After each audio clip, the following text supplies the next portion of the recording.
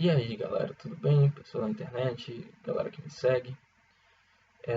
Eu resolvi aproveitar esse hype que rolou da foto que o pastor Marcos Feliciano colocou no Facebook dele, que causou muito alvoroço com relação à parada aqui de São Paulo, de uma menina que se vestiu de Jesus Cristo. E aí todo mundo se sentiu ofendido, quis fazer isso, fazer aquilo, e ninguém podia defender a menina também, porque, enfim, era tudo do diabo e tal. Eu achei isso um absurdo. Eu resolvi falar um pouco para os cristãos da internet. Primeiramente, eu gostaria de me anunciar como cristão também, porque eu fui criado numa família cristã. Minha mãe era evangélica, casou com meu pai que é católico. Eu fui criado numa família católica. Eu fiz escola dominical, então eu me considero uma pessoa que tem alguma propriedade no estudo da Bíblia. Muitas das coisas que são mencionadas, alguns argumentos para abominar os homossexuais, justamente o Velho Testamento. O Velho Testamento diz que Deus abomina um homem que deita com outro homem e também a destruição de Sodoma e Gomorra. Primeiramente, Sodoma e Gomorra era uma cidade composta por patifes e por pessoas corruptas, das quais absolutamente ninguém, somente uma pessoa se salvou de Sodoma e Gomorra. E quer dizer que não se tratava somente dos hábitos sexuais das pessoas, se tratava do coração delas. O ato de sodomizar não se trata somente do sexo de um homem com outro homem, se trata do sexo anal. Então, por exemplo, do homem com a mulher também. Então, muito provavelmente Sodoma e Gomorra tinha homens que faziam sexo com mulheres e essas pessoas também foram mortas. Então, as pessoas levam um pouco para o lado pessoal no que diz respeito a Sodoma e Gomorra. Enquanto a abominação de Deus aos homossexuais é um pouco exagerado, sabe? E o que nos leva à caducidade do Velho Testamento. O Velho Testamento caducou. Como assim, John? Assim, a vinda de Jesus, ele disse que ele iria refazer as leis e então ele iria reformular tudo que foi escrito. O próprio Isaías fala isso. Ele foi muito enérgico em alguns protestos dele. Ele não foi enérgico com os homossexuais, ele não foi enérgico com quem era pobre, ele não foi enérgico com quem era romano, com quem era cobrador de impostos, com quem eram os inimigos dele. E na época de Davi, você sabe que Deus destruiu muitos dos inimigos do povo escolhido, porque eles não eram dignos.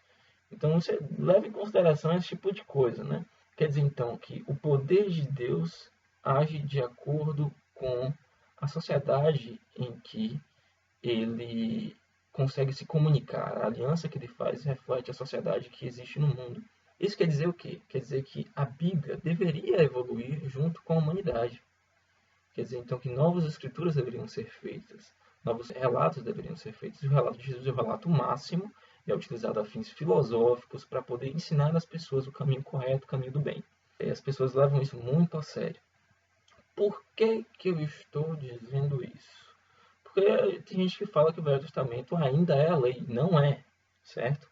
Não reflete o pensamento de Deus. Porque se Jesus Cristo é a encarnação divina, e ele não destruiu os homossexuais, ele não destruiu os cobradores de impostos, ele não destruiu os pobres, ele não destruiu nada que havia de ruim ou que ainda há de ruim na humanidade, quer dizer que para essas pessoas há salvação, para essas pessoas há o acolhimento. Ele acolheu, ele abraçou todos que chegaram até ele. E esse é o comportamento que nós deveríamos ter. Mas as pessoas não estão tendo, os bons cristãos não estão tendo. Então, vamos pensar um pouquinho melhor no que significa ser cristão e no que é a mensagem de Cristo, certo? Uma das coisas que é dita sobre Jesus é que ele salvou Maria Madalena.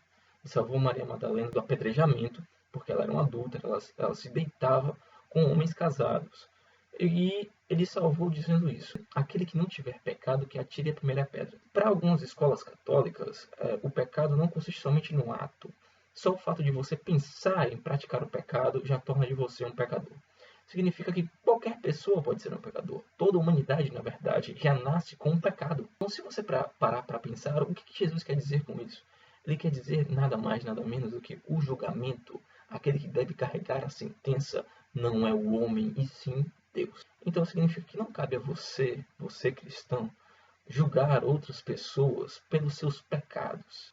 O que cabe é sim à sociedade, o Estado, julgar os criminosos pelos seus crimes. Mas isso não remete à Bíblia, remete à Constituição. É por isso que a sociedade do Brasil, as sociedades que existem ao redor do mundo, elas possuem sua própria constituição, elas não se baseiam em livros sagrados, exceto, por exemplo, o Estado Islâmico, que baseia sua constituição em escrituras sagradas. E essas pessoas, como se pode ver nos noticiários, são um pouco radicais demais, inclusive para nós cristãos. Vamos ser um pouquinho racional no que diz respeito ao segmento das leis bíblicas, né, os ensinamentos bíblicos. Uma das coisas que vocês deveriam se perguntar é o que Jesus faria com essas pessoas, o que Jesus faria com os homossexuais, o que Jesus faria com as pessoas que vocês consideram patifes. Existiam homossexuais na época de Jesus, já tem data disso.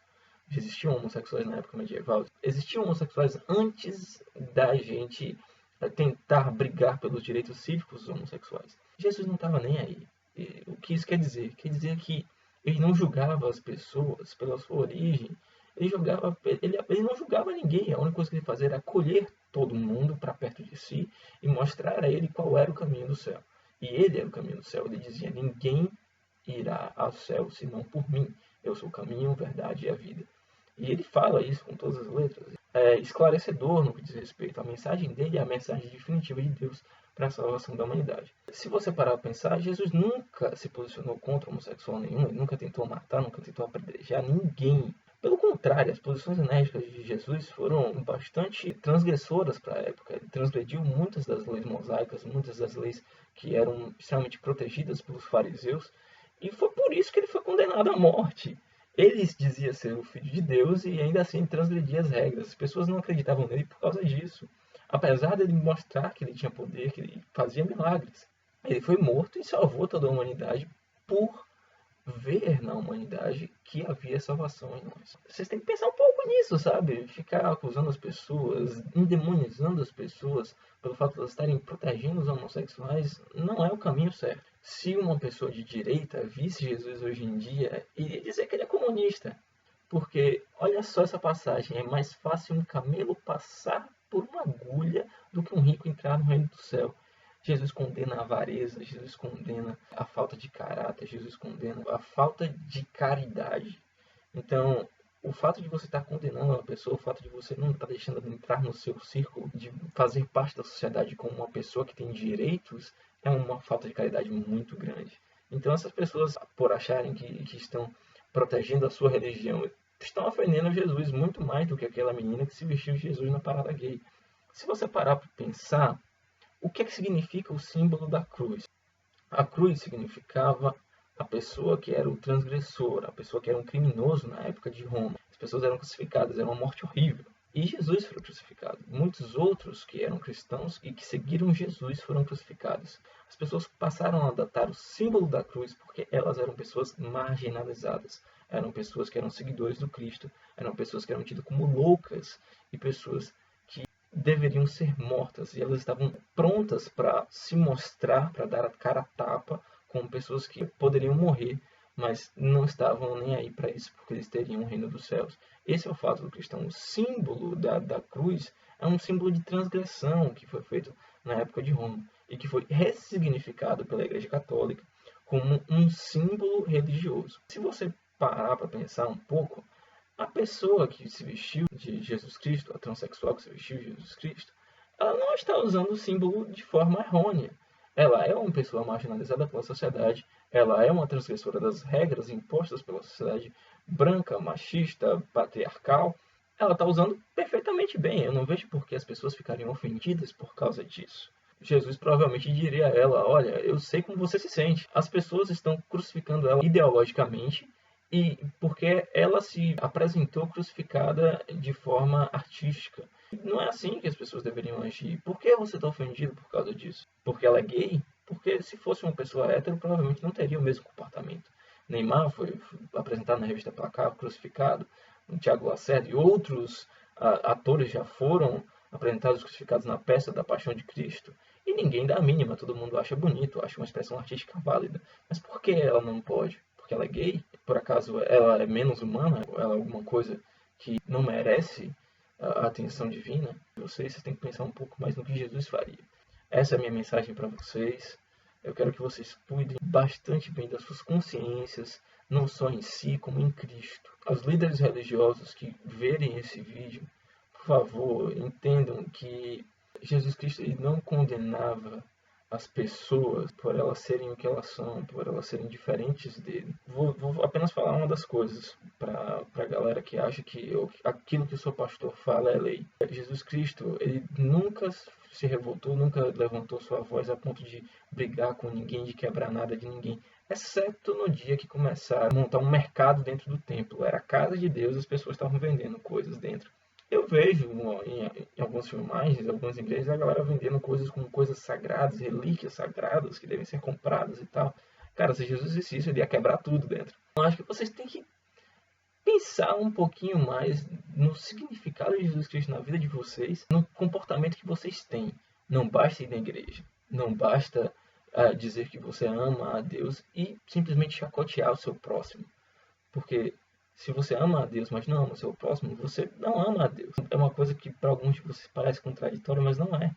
Algumas das afirmações que vocês têm como verdade são falaciosas, mas isso não é a falácia. Ame o seu próximo. Se você acha que é difícil amar o seu próximo, trabalhe para amar, ou pelo menos para não humilhá-lo, ou pelo menos para que essa pessoa que está ao seu lado tenha os mesmos direitos cívicos que você. Por favor, gente, vamos pensar um pouquinho melhor, vamos ser melhores cristãos. Um beijo para todo mundo, um abraço, é isso aí.